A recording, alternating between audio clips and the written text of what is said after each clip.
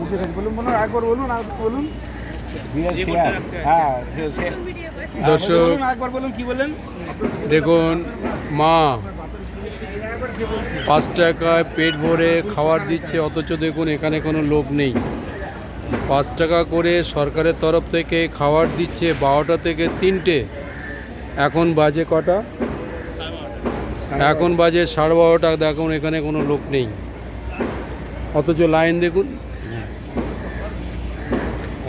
দেখুন লাইনটা দেখুন কত দূর আছে। দেখুন এই লোকগুলোকে খাবার পাবে কখন? কিছু বলবে ভাই?